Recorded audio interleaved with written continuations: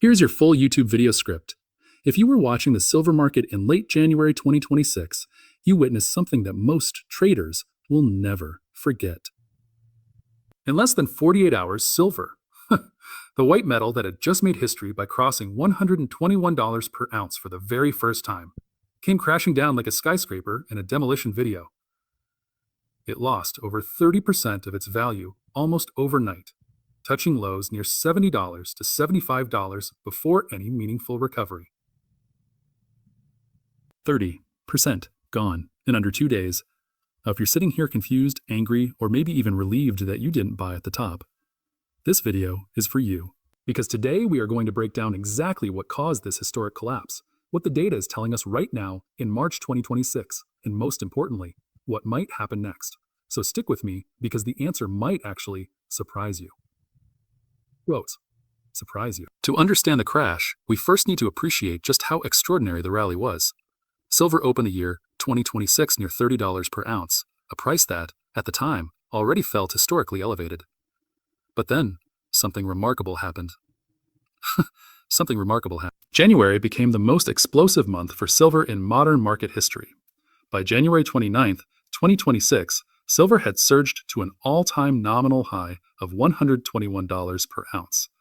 That is a gain of over 135% in a single month. Let that sink in. Gold in the same period touched nearly $5,600 per ounce, its own all-time record, up approximately 66% for January alone. So what was fueling all of this? It was not just speculation. China, on January 1st, 2026, officially reclassified silver as a strategic material, placing it in the same restricted export category as rare earths. This single policy move cut off an estimated 60 to 70% of global refined silver exports overnight. The world's most important silver refining hub had put a government lock on its output. Companies in solar energy, AI hardware, and electric vehicles suddenly found themselves scrambling for physical metal. At the same time, the Silver Institute had already reported that the silver market was running its fifth consecutive annual deficit going into 2026, with demand outstripping supply by roughly 95 million ounces per year. The cumulative shortage since 2021 had surpassed 820 million ounces, equivalent to an entire year of global mining output. The market was already structurally starved. China's export restriction was gasoline on a fire that was already burning. On top of that, institutional investors and central banks from Russia, India, Saudi Arabia, and China were treating silver not merely as an industrial commodity, but as a monetary and strategic reserve asset. All of this combined to create one of the most furious precious metals rallies in living memory, and then January 29th happened. In a matter of minutes, everything changed. Within just 28 minutes on that Wednesday afternoon, gold dropped nearly 7%, and silver began its waterfall decline. By the time markets closed on January 31st, Friday, silver had plunged from its $121 peak to an intraday low of just under $75 per ounce. It was described by one independent analyst as the precious metals market turning into a slaughterhouse. This was silver's single worst 2-day decline since March 1980, the worst in over 4 decades. So what triggered it? There was not one cause, there were 5, and they hit simultaneously like a perfectly timed chain reaction. The first was the Federal Reserve Chair, News, None. President Trump announced that Kevin Warsh would be nominated as the next Federal Reserve Chair, replacing Jerome Powell when his term expires in May 2026. Markets had been betting that Trump would pick a dovish chair, someone who would allow loose monetary policy, potentially weaken the dollar, and keep interest rates low. That environment is perfect for precious metals. But Warsh is known as a monetary hawk. He believes in restraint. The moment that news hit the wire, the US dollar surged, and gold and silver, which move inversely to the dollar, began to collapse. The second trigger was a Reuters exclusive report that rattled algorithmic trading systems. The report suggested the US government was considering ending support for strategic metals programs. It was the kind of headline that algorithms are designed to react to instantly, and they did. Automated sell orders flooded the market in seconds, triggering cascading forced liquidations across commodity trading desks worldwide. The third trigger was margin calls. The CME Group had already moved to a percentage-based margin system earlier in January 2026, hiking maintenance margins to 15% for standard positions and up to 16.5% for heightened risk accounts. This effectively ended the era of cheap, leveraged paper speculation. Leveraged paper speculation. Traders who had entered the silver rally with maximum leverage suddenly found themselves unable to meet new margin requirements as prices fell.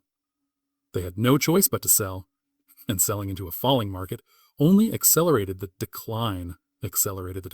This is reminiscent of 1980, when regulators broke the Hunt brothers' silver position through the exact same mechanism, raising margin requirements until leveraged bulls were forced to liquidate. The fourth trigger was the month-end calendar trap. February 1st fell on a Saturday in 2026, which meant futures markets would not reopen until Sunday evening. Any trader holding January contracts or facing month-end margin requirements had only Friday, January 31st, to adjust their positions. This compressed all the force selling into a single trading window with no escape valve. The result was an almost unimaginable amount of sell orders concentrated into one session, and the fifth trigger was options expiration. The options market was already positioned in a way that created what traders call a gamma squeeze, a self-reinforcing dynamic where falling prices force options dealers to sell futures to hedge their exposure, which drives prices lower still, forcing more selling. It became a death spiral for anyone who was long and leveraged.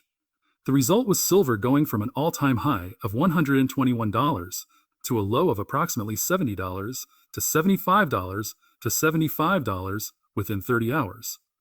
And interestingly, while paper silver was being vaporized on COMEX, physical silver premiums in Shanghai and Dubai actually surged, trading as much as $20 over Western spot prices. The physical market was screaming one thing while the paper market was screaming another. So where does silver stand today? As of March 2nd, 2026, silver spot prices are trading around $90 per ounce on the ZAG-USD pair. The iShares Silver Trust, the SLV ETF, is trading around $81.55, with an intraday range between $78 and $82. The 52-week range for SLVA stretches from $26.57 all the way up to $109.83, which tells you just how explosive this past year has been. From a technical standpoint, there has been meaningful recovery. The MACD for SLV turned positive on February 24th. Silver moved back above its 50-day moving average on February 20th, a key bullish signal. And then, on February 27th, the 10-day moving average crossed above the 50-day, which is a recognized by signal in technical analysis. The metal has clawed back above the critical $81 resistance zone after bouncing hard off support in the $78 region. March futures remain up more than 25% year-to-date even after the crash, which underscores just how violent the upside was before the sell-off. Meanwhile, the fundamentals that drove the rally have not disappeared. The Silver Institute now projects a sixth consecutive annual deficit for 2026, estimated at around 67 million ounces. Mine supply has plateaued near 813 million ounces per year. The supply side of this equation is not coming to the rescue anytime soon. Now the question everyone wants answered: where is silver headed from here?